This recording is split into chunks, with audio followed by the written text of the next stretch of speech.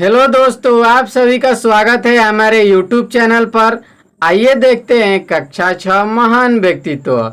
इसके हम पाठ 1 को देखेंगे। इसमें सारांश देख लेंगे। पाठ का नाम है सावित्री। सावित्री के बारे में आप लोगों ने जरूर सुना होगा। चलिए, नहीं सुने होंगे तो देख लीजिए। इस पाठ में जान लेते हैं सावित्री के बारे में। तो देखते हैं, शुरू करते हैं और जानते हैं इसके बारे में।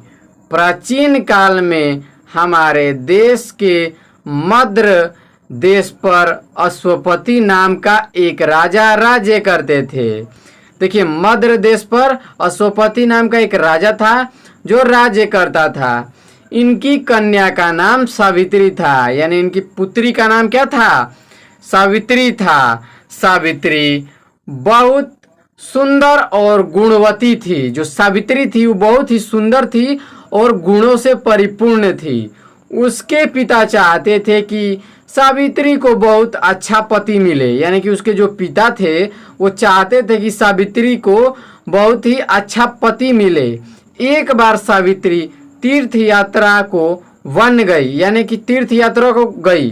देखिए, सावित्री थी वो कहाँ तीर्थ यात्रा के लिए गई, कहाँ? तो आगे देखते हैं। वन में उसका सत्यवान से परिचय हुआ। देखिए, जब सावित्री थी वो तीर्थ यात्रा के लिए निकली और तीर्थ यात्रा करने गई तो वन में सत्यवान से उनका क्या हुआ? भेंट हुआ। फिर आगे पढ़ लेते हैं। सत्यवान के पिता किसी समय शाल्य यानी कि साल्व देश के राजा थे।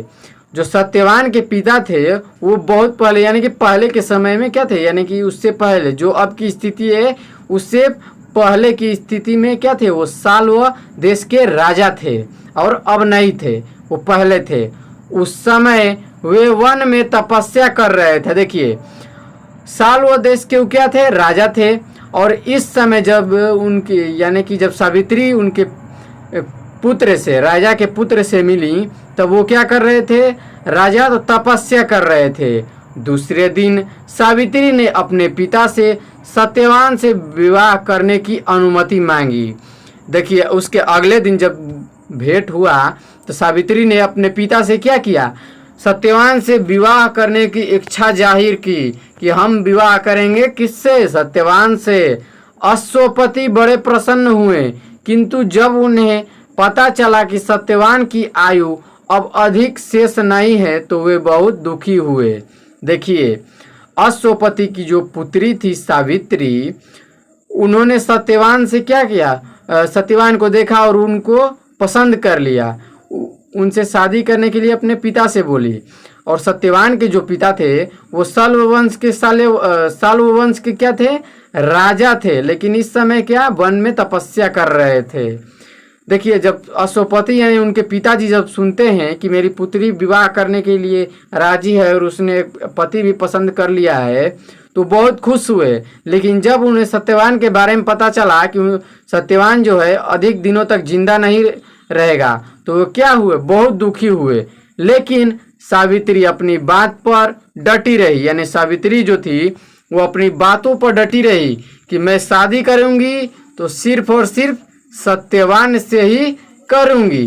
अंत में अश्वपति ने विवाह की अनुमति दे दी। यानी कि अंत में जो अश्वपति थे उनको अपनी बेटी का जो प्रस्ताव था मानना पड़ा।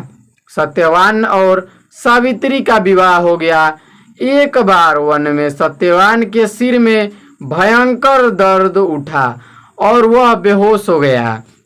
जब सत्यवान और सावित्री का विवाह हुआ तो वन में थे। तो वन में जो कि सत्यवान थे उसके सर में क्या हुआ? बहुत ही जोरों का दर्द उठा और उस दर्द की वजह से वो क्या हो गए? बेहोश हो गए। उसी समय यमराज सत्यवान के प्राण लेकर चल दिए। यानी जब बेहोश हो गए तो यमराज जी जो थे वो क्या किए? सत्यवान के प्राण को लेकर चल दिए। यानी कि सत्यवान अब मर चुके थे। सावित्री भी उनके पीछे पीछे चल दी। यानी कि जब सावित्री ने देखा कि मेरे पति का प्राण लेकर यमराज जा रहे हैं, तब सावित्री ने क्या किया कि यमराज का पीछा करने लगी, यानी पीछे पीछे उनके जाने लगी। यमराज ने सावित्री को वापस भेजना चाहा, किंतु सावित्री ने यमराज का पीछा न छोड़ा। यमराज जी जो थे वो सावित्री को क्या बोले कि तुम जाओ, मत मेरे पीछे आओ, लेकिन सावित्री जो थी वो मानी नहीं। यमराज ने सावित्री को अनेक वरदान भी दिए, किंतु सावित्री फिर भी यमराज के पीछे पीछे चलती रही। जो यमराज जी थे सावित्री को सोचते थे कि जो यमराज थे कि मेरा पीछा छोड़ दे, तो क्या कि उनको बहुत सारा वरदान भी दिए, लेकिन तभी भी सावित्री जो थी उनका पीछा नहीं छोड़ रही थी, उनका पीछा कर रही थी। यमराज ने सावित्री को फिर समझाया और उससे एक और वरदान मांगने को कहा। यानी कि यमराज जी ने दोबारा से सावित्री को समझाया और इतने सारे वरदान देने के बावजूद भी फिर भी यमराज ने कहा कि चलो ठीक है, एक और वरदान मांग लो। सावित्री ने कहा कि यदि आप प्रसन्न हैं तो मुझे यह वरदान दीजिए कि मैं पुत्रवती हो जाऊं। अब देखिए यहाँ पर एक बात आपको जानना होगा। देखिए क्या सावित्री ने कहा कि आप बहुत खुश हैं, यानी कि आप मुझ पर प्रसन्न हैं, तो क्या कीजिए, मुझे एक वरदान दीजिए कि मैं पुत्रवती हो जाऊं। अब देखिए महिला थी सावित्री, उन्होंने अपना बहुत तेज तड़ाक दिमाग का उपयोग करके यमराज से वरदान मांगा। आगे देख लेते हैं कि क्या दिमाग का उपयोग किया, आपको पता चलेगा। देखते हैं। यमराज ने यह वरदान भी सावित्री को दे दिया। अब यमराज जी जो थे सावित्री को यह भी वरदान क्या किए कि चलो ठीक है, ये भी वरदान, अगर यही तुम्हारी इच्छा है तो लियो, ये भी तुमको वरदान दे ही देते हैं हम। तो वो दे दिए। यमराज अब फिर आगे चल दिए, किंतु सावित्री वापस नहीं लौटी।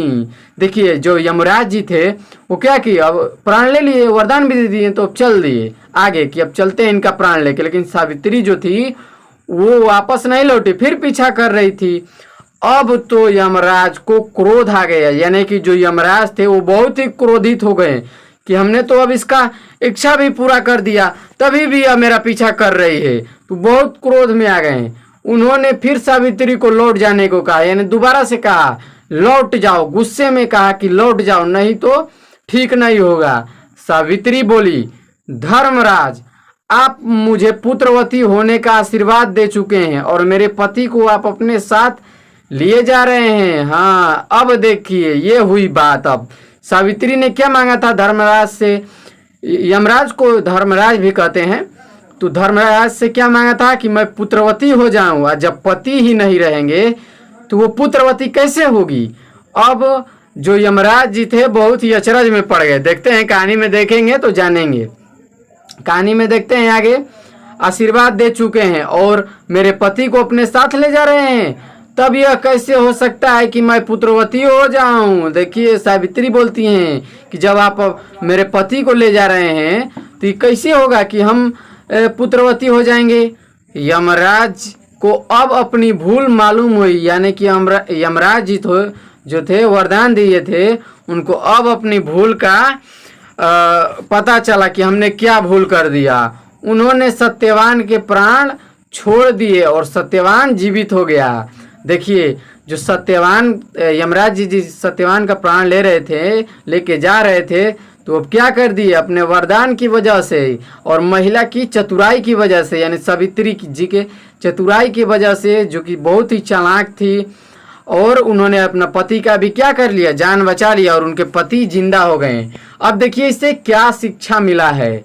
सावित्री की तरह सच्ची लगन, आत्मविश्वास और दृढ़ विचार वाले कठिन से कठिन कार्य को भी पूर्ण करने में सफल हो जाते हैं। यानी कि अगर आप सावित्री की तरह सच्ची लगन और आत्मविश्वास यानी खुद पर विश्वास रखते हैं, तो अगर आपको देखिए अपने ऊपर बहुत ही गहरा विश्वास रखना पड़ेगा। भले ही वो काम हो ऐसा दिख रहा हो कि नहीं होगा, लेकिन एकदम रखिए कि नहीं, मैं इस काम को एकदम करके ही दम लूंगा, और जब तक वो काम नहीं हो जाता उस पर आप लगे रहिए, तो आपका वो काम अवश्य ही पूरा होगा। तो दोस्तों आज के लिए इतना ही, मिलते हैं इसकी अगली वीडियो में, तब तक के लिए जय हिंद।